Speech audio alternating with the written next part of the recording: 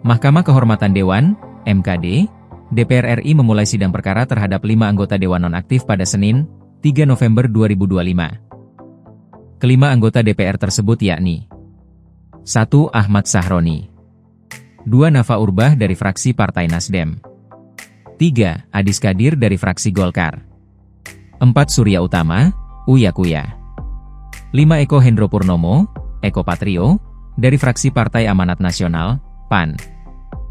Sidang digelar di ruang MKD DPR, Gedung Nusantara I, Kompleks Parlemen, Senayan, Jakarta. Seluruh pimpinan MKD hadir lengkap memimpin sidang tersebut. Mereka yakni Ketua MKD DPR RI Nazarudin Deggam selaku pimpinan rapat, dan 4 wakil Ketua MKD DPR RI yakni TB Hasanuddin, Agung Widiantoro, Imron Amin dan Adang Darajatun. Selain itu sidang juga dihadiri oleh sejumlah anggota MKD DPR RI diantaranya Rudianto Lalo, Swadeson Tandra, Habibur Rahman, dan yang lainnya. Sengaja persidangan ini dilaksanakan secara terbuka demi memenuhi asas transparansi, kata Nazarudin saat membuka rapat. Namun demikian kami perlu mengingatkan bahwa seluruh anggota MKD yang sekaligus Majelis Pemeriksa MKD tidak diperkenankan memberi komentar, pendapat dan kritik ataupun pembenaran terkait perkara yang sedang ditangani, imbuhnya. Nazarudin menjelaskan sidang akan mencari duduk perkara terkait rangkaian peristiwa saat yang dimulai pada 15 Agustus 2025 hingga awal September 2025. MKD menerima surat dari pimpinan DPR RI untuk melakukan pemeriksaan pendahuluan untuk mencari kejelasan terkait rangkaian peristiwa yang mendapat perhatian publik yang terjadi sejak 15 Agustus 2025 sampai 3 September 2025, ujarnya.